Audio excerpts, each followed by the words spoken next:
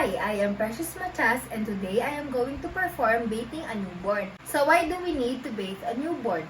So we are going to bathe the baby or the newborn to improve the circulation of the baby and to freshen the baby or to reduce hyperthermia or prevent hypothermia or any irritation and prevent infection of the baby's umbilical cord. So what are the materials needed? So what we're going to need is plastic basin. We're going to need one plastic basin. Let us just imagine that this is a plastic basin since we don't have enough resources. So this one is for the shampoo and this one is for the rinsing of the baby. We're gonna put rinsing water here and we're gonna put boiled water that is already cooled down to put the shampoo in the other basin. Next is we're going to either soft blanket, towel, or changing mat. So let's just imagine that this is a real changing mat. This is where we are going to put the baby after we are done bathing the baby. Next is mild baby safe shampoo and mild moisturizing soap. So imagine that these are the mild moisturizing soap and mild shampoo for the baby. Next is the washcloth. We're going to need the washcloth because we cannot clean the baby's body with our bare hands. Next is soft towel for drying. We need a soft towel for drying because the baby's skin is sensitive or too soft for any wool towel. Next are the cotton balls.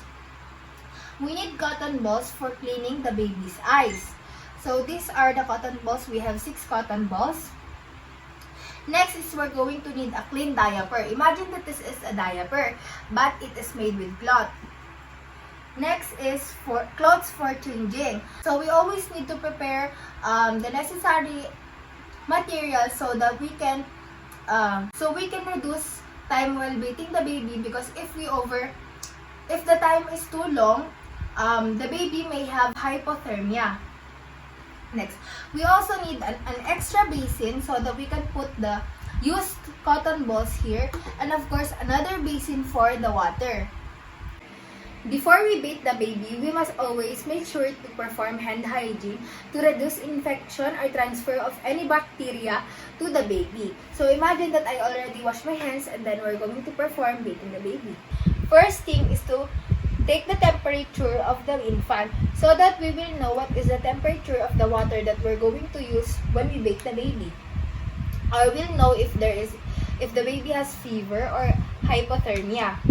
So imagine that this is a thermometer. And then we got the temperature. The baby's temperature is normal. Always remember that the infant must be partially wrapped. So like this, so to prevent hypothermia or so that the baby will not be cold. Next is to clean the eyes using cotton balls. We should moist the cotton balls with water. So for example, this basin has a water. We're going to moist one. Okay. Imagine that this cotton ball is already softened. So what we're going to do is to first clean the inner canthus or the inner eye of the baby to the outer canthus.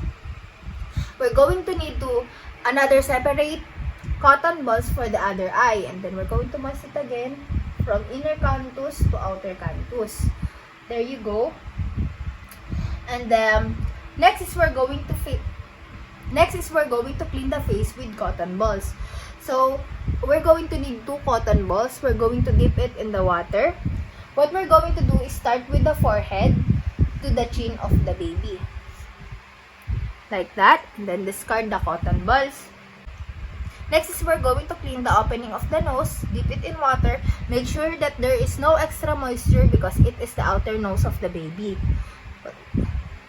Lightly wipe it. There you go. Next thing is we're going to clean both of the external ears. I'm going to use both of my hands. Moisten it. Dry it, and then clean the outer area of the neck. There you go. Okay. Next is what we're going to do is to hold the baby. Okay. We're going to need to support the baby like this. I'm going to use kangaroo hold. My thumb is on the other ear and my middle finger is on the other ear to avoid the baby from getting water inside his or her ears. So this is the kangaroo hold. Okay. Imagine that this basin has already shampoo and has already water. What we're going to do is cleanse the baby's head as fast as we could and gently as we could. There you go. Okay, and then cleanse him or her with water. Okay. Okay, and then we're going to need the towel and pat the baby's head. There you go.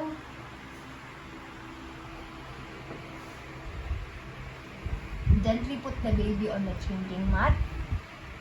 Next thing to do is to undress the baby. There you go. Using cotton ball or gauze or washcloth, clean the body in this order. So what we're going to do is to hold the baby's head or neck because the baby can easily drown.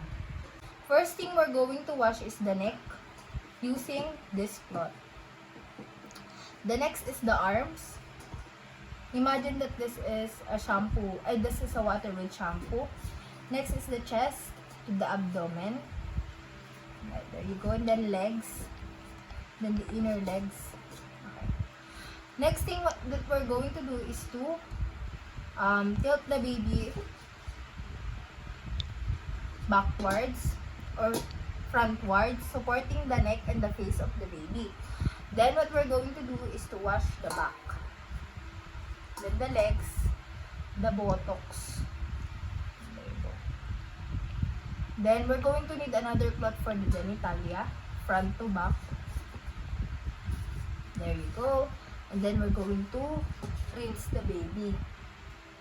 Okay, rinse the baby properly. Imagine that we already rinsed the baby. Then what we're going to do is to put the baby in the towel, then pat dry as fast as you can, but make sure that the baby's skin folds or creases are dried properly. There you go.